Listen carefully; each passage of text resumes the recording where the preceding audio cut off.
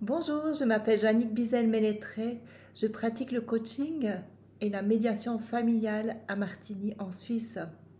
Aujourd'hui, j'ai envie de te parler de la difficulté que peuvent rencontrer certaines personnes lorsqu'elles sont confrontées à une décision qu'elles n'ont pas choisi de prendre. Entre autres, la décision de séparation ou de divorce. Lorsque la personne, en fait, dans le couple, il y a toujours une des deux personnes qui a un grand temps d'avance sur l'autre. Souvent, une des deux me raconte que ça fait des années qu'elle n'en peut plus, que ça fait des années qu'elle pense à la séparation, que ça fait des années que dans sa tête, c'est en train de maturer, elle se projette en fait pour la suite et dans ce qu'elle veut elle a conscience des difficultés qu'elle traverse et qu'elle ne peut plus supporter. C'est lorsque vraiment elle atteint le point de non-retour que la décision de séparation, l'annonce de la séparation se fait à l'autre conjoint. Et dans ce moment-là, c'est très difficile pour l'autre personne qui très souvent n'a pas capté, n'a pas pris la mesure de la difficulté traversée par l'autre personne, qui n'a pas peut-être su entendre les signaux d'alarme, qui n'a pas su entendre ou pu entendre dans le dialogue avec l'autre. Et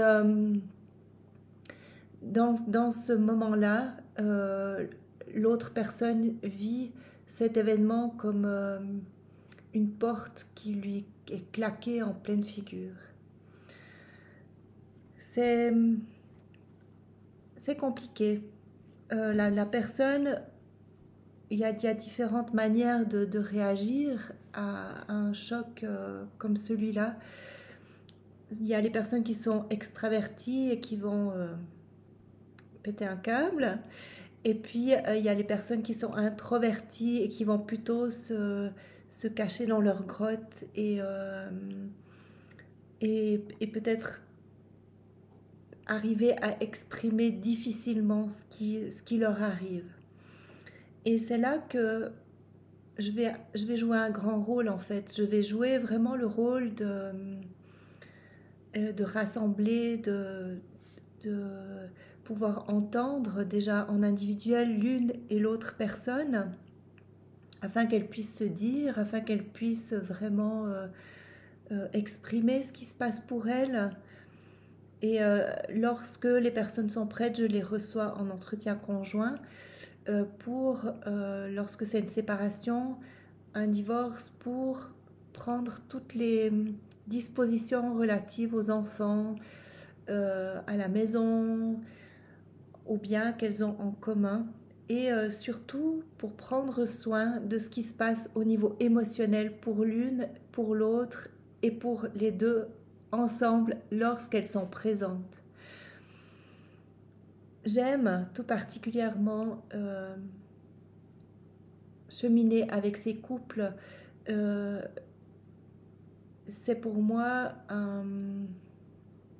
une satisfaction lorsque je vois les visages qui s'éclairent en fin de séance parce qu'elles ont été entendues, parce qu'elles ont pu mettre des mots sur leurs mots, sur ce qu'elles traversent, parce qu'elles ont pu prendre des décisions qui, ensemble, pour leurs enfants, par exemple, et qui vont les aider, ce qui va les aider en fait à avancer plus sereinement sur leur chemin.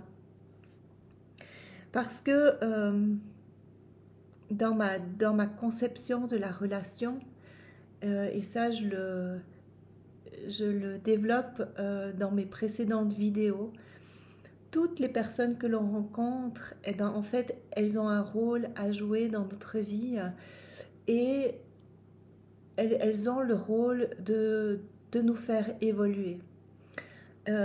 Que ça soit en positif, ouais, des personnes qu'on rencontre et où c'est tout facile, ou alors on les rencontre et puis là on a vraiment l'impression d'avoir rencontré la bonne personne au bon moment parce qu'on comprend enfin peut-être ce qu'on a à comprendre, ou dans la relation, on vit des choses un petit peu plus compliquées et,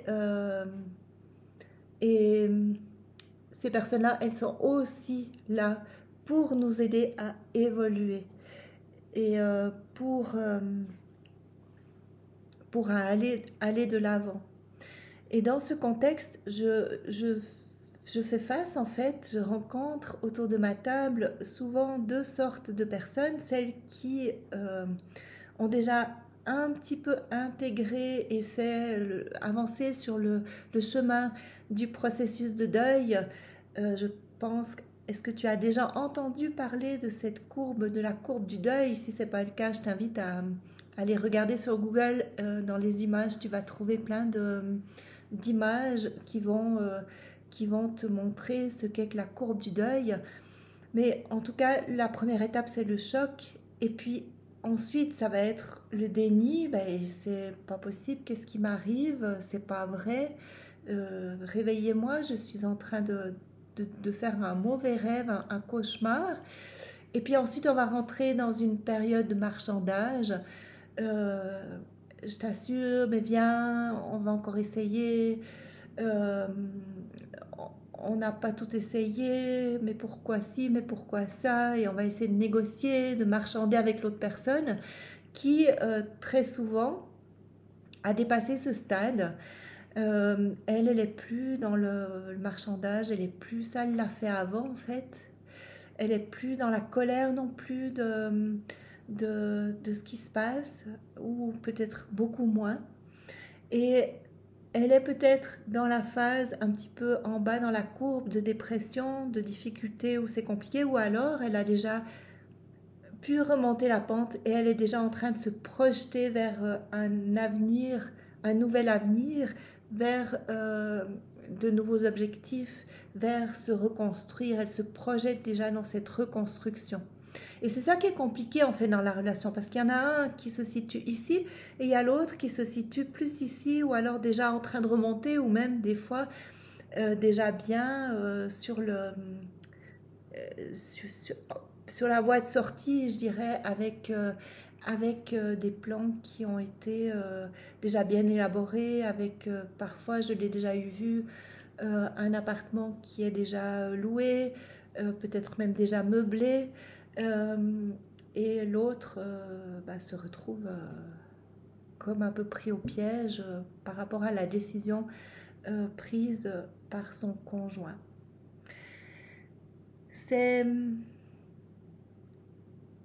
peut être facile dans certaines situations, comme ça peut être très compliqué dans d'autres situations. Les situations rencontrées pour moi qui sont le plus faciles, des fois lourdes au niveau émotionnel, mais le plus facile pour accompagner, c'est lorsque la personne, elle a pour objectif d'avancer. Lorsque la personne se dit que elle arrive à voir tout le positif de la relation qu'elle a eue parfois pendant de longues années avec l'autre, et qu'elle se dit que elle va garder en fait ce positif, et qu'elle va malgré toute la souffrance qu'elle peut vivre, prendre sur elle et avancer avec ce qui se passe dans sa vie. En d'autres termes, lorsque les personnes acceptent ce qui est, plus ou moins, parce que l'acceptation totale, elle ne se fait pas du jour au lendemain, mais qui sont déjà sur ce chemin d'évolution, qui sont déjà sur ce chemin d'acceptation, ben pour moi, ce sont des accompagnements qui sont un pur cadeau, en fait, un pur bonheur, parce que j'accompagne vraiment la personne à évoluer au travers de ce qu'elle est en train de traverser. Et pour moi, c'est ce que j'ai beaucoup vécu dans ma vie en fait. Je me rends compte aujourd'hui que j'ai 53 ans et j'ai perdu ma maman lorsque j'avais 8 ans. Et je me rends compte que finalement, tous les événements que j'ai pu vivre depuis l'âge de mes 8 ans, toutes les difficultés que j'ai pu traverser avec mon papa, avec ce que la vie m'a apporté, Eh bien, aujourd'hui, ça fait celle que je suis devenue. Et c'est grâce finalement à tous ces événements que j'ai traversés, que j'ai pu transcender, parfois en étant, je dis, avec plus ou moins de temps, hein. Ça m'a pris des années, parce que je me suis mise en chemin lorsque, je dirais, j'avais 21 ans, un petit peu plus lorsque j'avais 23 ans, parce que j'ai eu la chance déjà à 23 ans. Et on était dans les années 90, c'était au tout début en fait, où on commençait à parler des médecines un petit peu parallèles, comme la naturopathie, comme les fleurs de Bach, l'ostéopathie. Enfin, tout ça, c'était vraiment le tout début, et j'ai eu la chance de rencontrer déjà la kinésiologie aussi. J'ai eu la chance de rencontrer en fait tous ces accompagnements à ce moment-là. Et le fait d'être accompagnée depuis, du coup, j'en ai 53, donc ça fait une trentaine d'années que je chemine euh, dans cette direction-là. Euh, je peux vraiment, te certifier que tous les événements que tu rencontres dans ta vie, là, j'avais commencé à parler de la séparation, du divorce, peuvent venir, peuvent devenir les plus beaux cadeaux euh, qui te sont faits, même si au début, peut-être que tu es dans un schéma où tu t'es dit, mais j'ai pas mérité ça, pourquoi ça m'arrive, avec tout son lot d'émotions, de sentiments négatifs, peut-être de rancœur par rapport à l'autre. Je peux t'assurer que si ton objectif c'est d'avancer, si ton objectif c'est de transformer, eh bien ce qui t'arrive aujourd'hui, peu importe l'événement, ça peut devenir le plus beau cadeau de ta vie et la plus belle leçon d'amour en fait, que tu puisses te donner à toi et que tu puisses témoigner à l'autre euh, dans ta vie. C'est En fait, on a vraiment le choix dans notre existence de faire de nos difficultés un tremplin, ou alors on a le libre arbitre, hein. On peut rester dans nos sentiments d'être victime, dans nos sentiments de subir, dans nos sentiments d'être euh, d'être la proie, je dirais, de l'autre, de, ouais, dans ces sentiments qui vont nous faire qu'on va se replier sur nous-mêmes, et puis on va se mettre en guerre, et puis tu vois, là, ça devient dur, et ça devient compliqué, et je vais lui faire payer, et c'est pas comme ça que ça va se passer. Bah oui, tu as le droit de rester dans ce schéma-là. Et tu as aussi le droit accepter, d'accepter de voir que tu peux être par moment dans ce schéma combatif. Tu peux commencer à accueillir ce qui se passe en toi et à voir ce que ça génère comme sensation, comme sentiment, comme événement, comme conséquences physiques, comme conséquences émotionnelles en toi, autour de toi. Et parce que lorsqu'on est dans cette dureté, lorsqu'on est accroché à nos pensées, pourquoi je vis ça, pourquoi c'est comme ça, qu'est-ce que j'ai fait, j'ai pas mérité ça, et que ça tourne en boucle jour et nuit, eh bien, il faut que tu te rendes compte que ça a une conséquence, une incidence sur la production d'hormones euh, qui qui se fait naturellement.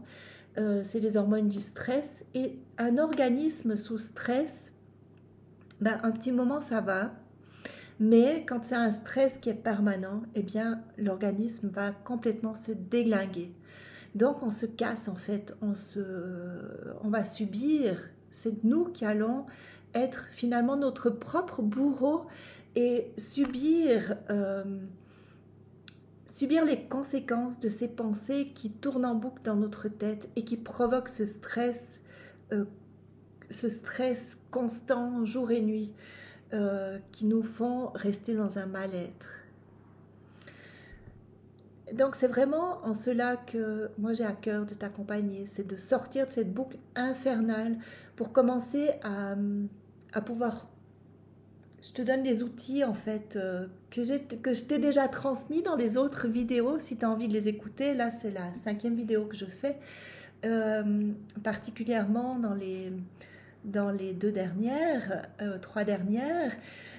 Et là, je te donne des outils qui vont être, qui peuvent paraître basiques, qui peuvent paraître trop simples par rapport à l'ampleur de ce que tu es en train de vivre. Ben oui, je conçois. C'est parfois on vit des choses très compliquées dans notre vie.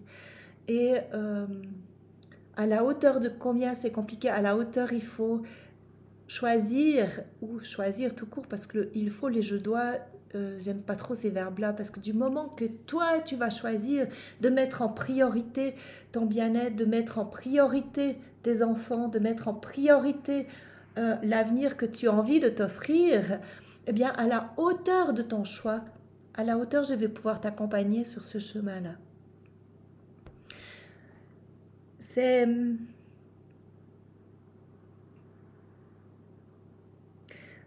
En fait, à un moment donné, tu vas te rendre compte que, et ça je l'ai rencontré dans mes accompagnements, tu vas te rendre compte que ce qui t'arrive finalement peut se transformer en un fabuleux cadeau. Et que ce cadeau-là, eh ben, en fait,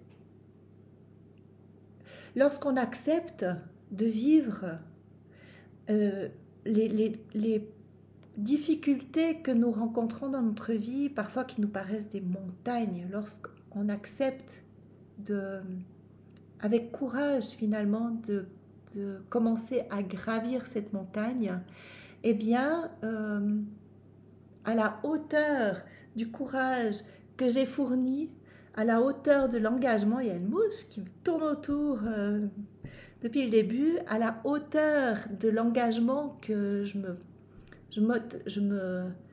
m'autorise, que c'est peut-être pas le bon mot, je m'autorisais, mais à la hauteur de l'élan que j'ai de vie, euh, que j'ai à l'intérieur de moi, à la hauteur tu vas recevoir, à cette hauteur tu vas recevoir en fait les cadeaux et les réponses et l'accompagnement et toutes les synchronicités qui vont pouvoir se mettre en place autour de toi, sur ton chemin, que tu vas rencontrer sur ton chemin. Tu vas rencontrer les bonnes personnes, tu vas rencontrer les choses, elles se mettent en place. Tout d'un coup, si tu as besoin d'un logement, tu vas trouver ton logement. Tu as besoin de matériel parce que peut-être tu n'as pas beaucoup de moyens. Tu vas te rendre compte que tu vas recevoir ce dont tu as besoin. Et ben, j'ai vraiment envie de te témoigner ça parce que moi, c'est ce que j'ai vécu dans ma vie en fait depuis toute petite, et c'est ce que j'ai envie de transmettre aujourd'hui, et c'est ce que j'ai le plus à cœur de vibrer, de rayonner. C'est cette énergie-là que j'ai envie de rayonner aujourd'hui pour toutes les personnes qui viennent me trouver, et je dirais pour le monde et pour l'humanité. C'est vraiment ce message-là que j'ai envie de faire passer, c'est que notamment lorsqu'il y a une séparation, un divorce, c'est tellement important de prendre en compte les enfants, c'est tellement important de prendre soin en fait. J'ai rencontré comme ça une personne extraordinaire qui s'est fait quitter par son mari et puis 2 petits, et l'annonce de cette annonce-là, en fait, elle s'est faite pendant qu'elle était enceinte, et elle m'a téléphoné. Elle était encore à l'hôpital en me disant: est-ce que vous pouvez nous recevoir parce que là, voilà ce que je vis. Et j'ai accompagné ces gens et je suis tellement touchée par je dirais la force de cette femme qui a réussi à garder le cap pour ses enfants en fait, qui a réussi à faire tout ce qu'il fallait pour que le papa puisse connaître son enfant, tout au long de la première année, elle a, elle a réussi à accepter que le père reste sous le même toit pour que les enfants, notamment le petit, puissent connaître son père, puissent nouer, tisser des liens avec lui. Et lorsqu'ils se sont séparés physiquement, je lui disais combien j'étais admirative de voir ce que j'avais pu voir et, et